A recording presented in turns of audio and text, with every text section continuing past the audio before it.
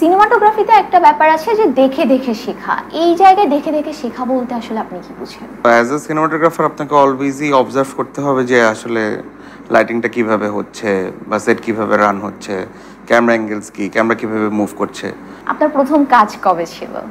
প্রথম কাজ যদি বলতে হয় তাহলে বিজ্ঞাপন অ্যান্ড ডকুমেন্টারি ছিল প্রথম কাজ।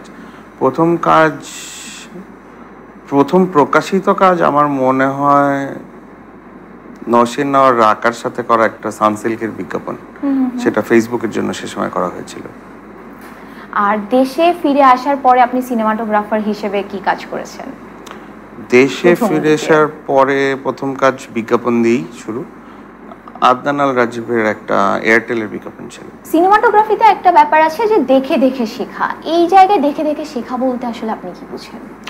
দেখে শেখা বলতে যেটা বোঝাচ্ছে সেটা হচ্ছে গিয়ে observation. So as a cinematographer আপনাকে অলওয়েজই অবজার্ভ করতে হবে যে আসলে লাইটিংটা কিভাবে হচ্ছে বা সেট কিভাবে রান হচ্ছে, ক্যামেরা অ্যাঙ্গেলস কি, ক্যামেরা কিভাবে মুভ করছে।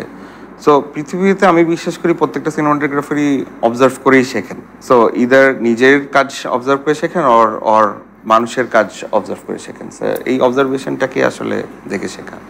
আপনার যেহেতু শুরুটা বিজ্ঞাপন দিয়ে, আমরা জানি আপনি 300টারও বেশি বিজ্ঞাপন অলরেডি করে ফেলেছেন, তো বিজ্ঞাপনে তো সময় সীমিত থাকে, সেই সীমিত সময়ে গল্পটা তুলে ধরতে কিরকম চ্যালেঞ্জ আসলে পোহাতে হয়? এক একটা বিজ্ঞাপনের চ্যালেঞ্জ আসলে এক এক রকম।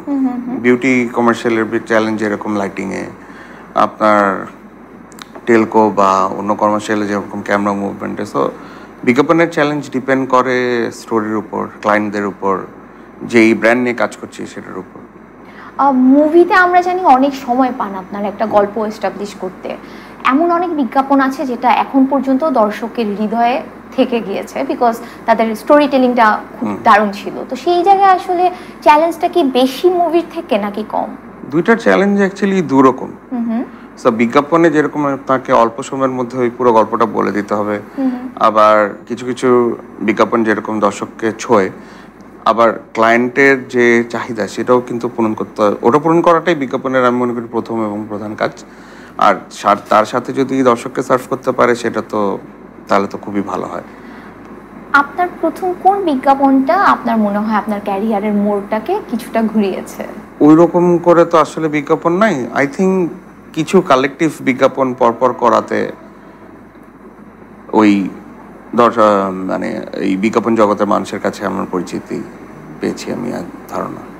এই যে 2 মিনিট থেকে 2 ঘন্টার যাত্রা বিজ্ঞাপন থেকে সিনেমায়, সো কি মনে হয় এটা আসলে বিজ্ঞাপনের কাজ করাটা আপনার সিনেমায়, এখন আমরা যে তাণ্ডব দেখছি, আমরা তুফান দেখেছি, সেটা কতখানি ইফেক্ট ফেলেছে?